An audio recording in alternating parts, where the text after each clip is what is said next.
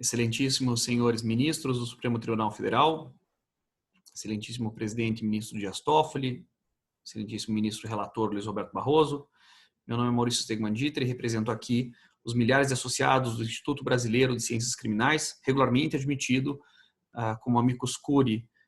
nesta arguição de descumprimento de preceito fundamental número 496, que foi apresentada pelo Conselho Federal da Ordem dos Advogados do Brasil e que requer a declaração da não recepção do artigo 331 do Código Penal no ordenamento jurídico brasileiro iluminado pela Constituição. O IBCCRIM concorda com o pedido de não recepção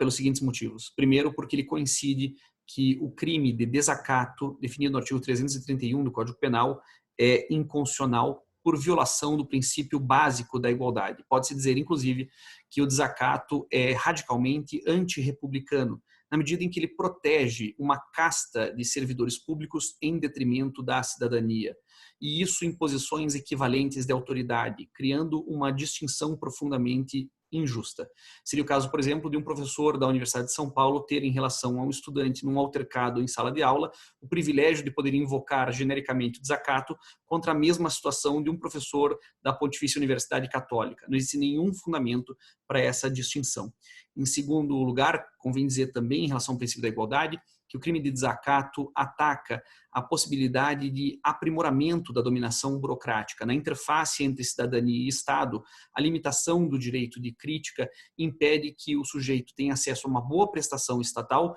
e que possa contestar a má prestação de servidores públicos. É o caso, por exemplo, da quase folclórica plaquinha que fica em alguns gabinetes ou em algumas repartições, advertindo aqueles que ousam se aproximar para reclamar os seus direitos e que estão sujeitos ao crime de desacato. Isso não deve prosperar. Também pode-se dizer, ainda em relação à igualdade, que aqui há uma inversão do privilégio que o Estado Democrático de Direito destina à cidadania. O cidadão deve ser privilegiado nas relações do Estado e não aqui, como faz o crime de desacato, criando essa preferência, colocando o servidor público de maneira injustificada em um pedestal artificial. Também é preciso dizer que o crime de desacato é inconstitucional por violação ao princípio da legalidade, na medida em que ele define uma hipótese incriminatória vaga, imprecisa, que se define por meio da própria descrição dos fatos de quem se alega vítima. Do ponto de vista processual, portanto, nós temos um problema adicional, porque há uma coincidência entre a vítima do desacato e a sua fonte de prova,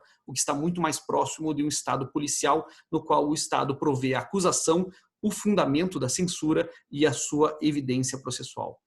Um segundo ponto, também é preciso dizer que o crime de desacato é completamente desnecessário, ele é inútil em nosso ordenamento, porque todas as hipóteses que configuram exemplos de desacato podem ser compreendidas em outros tipos legais, como, por exemplo, os crimes de resistência e de desobediência previstos nos artigos 329 e 330 do Código Penal, sem falar que o Código Penal também prevê uma causa especial de aumento para os crimes contra a honra praticados contra funcionário público. Então não existe nenhuma hipótese que o desacato cobriria que já não está incorporada na legislação penal brasileira. O terceiro ponto, é preciso apontar a inconvencionalidade das leis de desacato de acordo com as decisões, a jurisprudência da Corte Interamericana de Direitos Humanos, especialmente no caso Palamara-Iribarne versus Chile, no qual a Corte afirma que o desacato constitui um atentado ao direito fundamental à liberdade de expressão e um impedimento à manifestação concreta e aguda da crítica por parte da cidadania. Nesse sentido,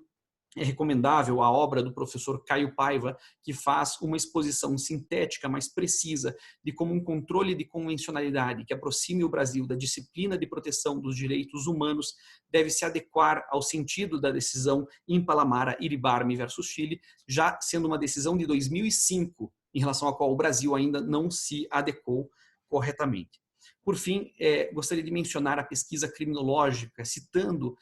a dissertação de mestrado da professora Jéssica da Mata, que demonstra na análise da abordagem policial a sombra da ameaça do desacato como um mecanismo que protege os maus policiais que abusam de sua autoridade quando questionados sobre os motivos ou a natureza dos seus procedimentos pelos cidadãos abordados, frequentemente invocam a cláusula geral do desacato como meio de intimidação. Considerando também o contexto que mostra um país com violência, letalidade, arbitrariedade policial, muitas vezes como regra na reação contra a população que é jovem, periférica, negra, ou seja, a população mais socialmente vulnerável, destinatária da falta de prestação de serviço estatal, e quando recebe o Estado, recebe frequentemente sob a forma de abuso, o IBCCRIM espera que a sensibilidade acompanhe a razão serena dos ministros para declararem esse verdadeiro anacrônico delito ainda previsto